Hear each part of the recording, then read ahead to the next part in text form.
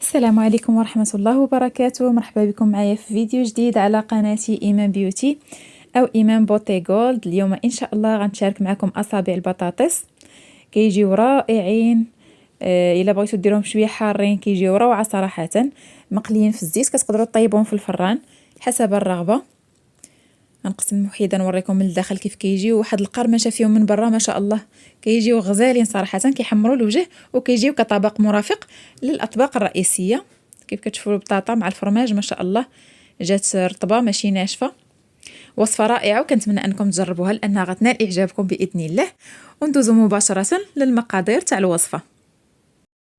اول حاجه كندوزو نسلقوا بطاطا، جوج بطاطات كبار اولا 3 متوسطين. انا خديت هنا 3 متوسطين، سلقتهم بالقشره ديالهم من بعد ما غسلتهم مزيان. كنغسلها مزيان نحيد منها التراب، نتاكد ان ما فيها حتى شي حاجه تاع التراب ولا الرمله.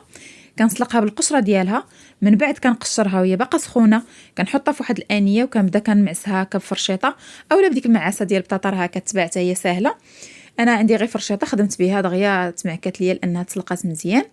كنستمر بهذه الطريقه، كنمعكها كلها مزيان، كنحاول اني ما نخليش فيها الكتل. ما طحنوش في الطحانه تاع مطيشه لانها غتطلق لكم الخيوط. من الاحسن غير فرشيطه بحال هكا باش كتبقى شاده راسها.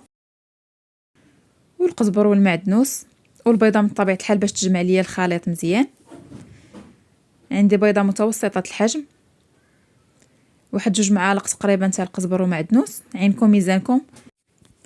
وكنضيف واحد شويه ديال الملحه، تقريبا نص معلقه تاع الملحه، نص معلقه ديال الكمون، نص معلقه صغيره تاع التحميره، وراس معلقه ديال البزار، واحد الفص ديال الثومه غادي نحكو. وكتزيدوا الفرماج مثلثات، تقدروا تزيدوا شويه تاع الفرماج حمر حتى هو كيعطي واحد التعليكه زوينه.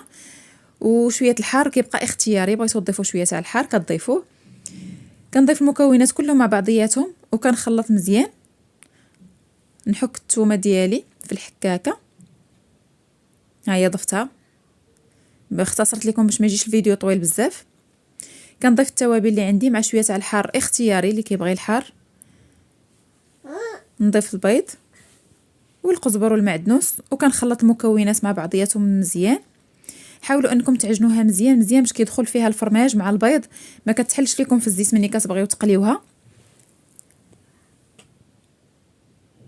طريقه سهله جدا، كيجيو رائعين، حشوه سهله وبسيطه، يعني المكونات ديالها متوفرين في كل منزل.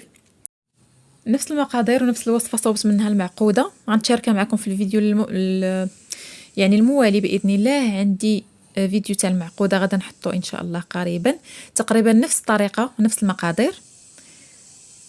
كنحاول انني ندير لكم مقادير بسيطه اللي متوفره، ما غاديش تكلفكم. هنا ضفت واحد الفرماجه اخرى، جاني الخليط تاع البطاطا كتير، يعني في المجموع غديروا 2 فرماجات مثلثين. والفرماج احمر كيبقى اختياري، اللي بغى يدير شويه الفرماج احمر اولا موتزاريلا كتعطي اضافه زوينه.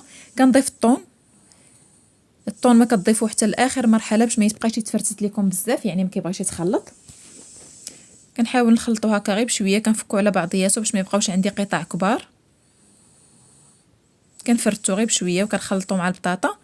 ومن بعد غندوز للتعمار وغنوريكم الطريقه كيفاش كنقطع الورقه باش كيجيوني سيجارات.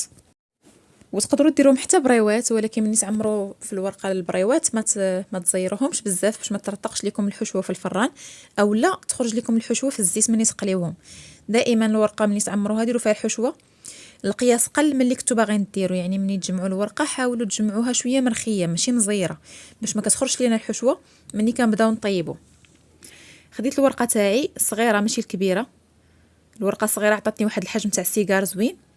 كنقسمها بهذا الشكل على النصف، وكناخذ كل نصف نعاود نقسمو عاوتاني على 2 كيف كتشوفوا.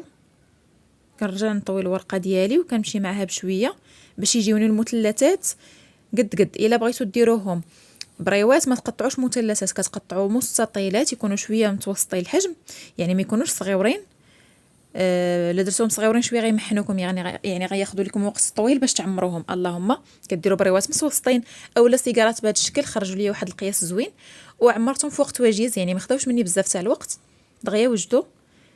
كتقدروا تحيدوا الورقه اللي ناشفه من الجناب، انا ما كتزعجنيش، يعني ما كنعمرها عادي ما كتبانش. كنقطع غير المثلثات وكنبدا ناخذ ورقه بورقه. وإلا جاتكم شي ورقه مقطعه حاولوا انكم تحيدوها لان غتخرج لكم الحشوه في الزيت. ديما الورقه تاعكم حاولوا انكم تاخذوها تكون صحيحه، ماشي ديك الورقه اللي رقيقه بزاف. كناخذ هكا المثلث ديالي. كتقدروا ديروا شويه تاع الطحين مع الماء وتلصقوا به في الاخر. انا ما لصقتش به، لصقت لي الورقه نيشان. وكيف كتشوفوا اني ما كنعمرش بزاف، كنحاول نرد على شويه الورقه باش تخبى ليا ديك الحشوه. عاد كنجمع الجوانب وكنرولي، وانا يديا مرخيين، يعني ما كنعصبش يديا اولا نزير الورقه اللي عندي. كنخلي الورقه مرخيه، غير كنبرم وصافي، يعني بواحد الطريقه اللي سهله. ما تعصبوش معاها وما تزيروش الورقه باش ما يطرطقوش لكم. غنصوب معكم وحده اخرى. وكفكره اللي عزيز عليهم الفرماج بزاف، يعني كاينين بعض الناس اللي كيبغيو الفرماج منوع، يعني شويه الفرماج حمر، فرماج مثلثات، وضفت حتى الفرماج تاع الساندويتش، عطى واحد النكهه رائعه صراحه. عجبتني الفكره انني ضفت فيهم الفرماج تاع الساندويتش. انا غير جربتها ولكن عجبتني، وقررت اني نشاركها معكم. ما قطعتهاش من المقطع. كناخذ فرماج تاع الساندويتش قطعته على 3. كتقدروا تقطعوه حتى على اكثر، ماشي مشكل، ديروا القياس اللي بغيتو، كيبقى حسب الرغبه. كنرد عليها شويه الورقه من القدام. الا جاتكم شي جهه غليظه في الورقه حاولوا انكم تحيدوها، لان كتجي مدقصه ملي كطيب. خاص الورقه تكون في نفس السمك، يعني تكون نفس العرض. بعض المرات كنطيحوا فيها شويه ماشي حتى هي، كتكون فيها شي بلايصه كغلاض اولا بلاصه رقيقه كتقطع لينا. حاولوا ديروا معها الخاطر. كنلويها بطريقه سهله جدا كيف كتشوفوا، ما كنزيرش، خليتها مرخيه. كتقدروا تلصقوها بالدقيق مع الماء الا كانوا كيتحلوا لكم السيجارات اولا البريوات. انا ما كيتحلوش ليا في الزيت، ما اضطريتش انني نلصق بالدقيق، خليتهم غير هكا وقليتهم في الزيت. انا غنستمر بهذه الطريقه حتى نكمل الحشوه ديالي كامله في الورقه، يعني في كميه الورقه اللي عندي، وندوز نقليهم في شويه تاع الزيت.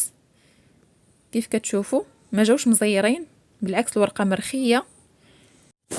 بالنسبه للطريقه اللي كنطيب فيها انا الاصابع تاع البطاطس، كندير الزيت غير شويه، ما كنديرش زيت بزاف باش ما تشربش ليا الزيت وما كترطقش لكم البطاطا. هذا السر من الاسرار باش ما ترطقش لكم البطاطا في الزيت، ما ديروش الزيت بزاف. وكتبقاو تروليو هذاك دوك الاصابع ديال البطاطس باش كيجيوكم من جميع الجوانب مرولين ماشي مربعين. طريقه سهله، خصها غير شويه الخاطر. يعني بين ما طيب لكم الورقه كتبقاو تروليو هذوك الاصابع ديال البطاطا، ما كتخليهمش واحد البلاصه حتى يجيو مربعين او مسطحين. هذا هو الشكل اللي خداو ليا من بعد ما طيبتهم. كيتقرملوا الصراحه وكياخذوا لويان زوين، فيهم واحد القرمشه صراحه جات رائعه، والفرماج لداخل كيذوب. كنتمنى انكم تجربوهم، تخليوا لي رايكم كيف العاده في التعاليق. وإلا عندكم طلب تاع اي وصفه خليوا لي الطلب ديالكم، ان شاء الله غنقرا الكومونتير وغنسجل معكم الفيديو. ما شاء الله واحد القرمشه فيهم رائعه. شوفوا المنظر تاعهم من الداخل كيف كتخرج هذيك الحشوه، ما شاء الله كيشهيو. تقدروا ديروهم بصبيعات او بريوات حسب الرغبه.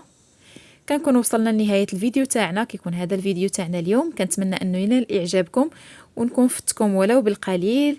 ما تنسونيش من التعاليق لايك. اللي جداد عندي في القناه مرحبا بكم والف مرحبا. كنتمنى انكم تابوناو عندي، والى اللقاء في فيديو مقبل بحول الله.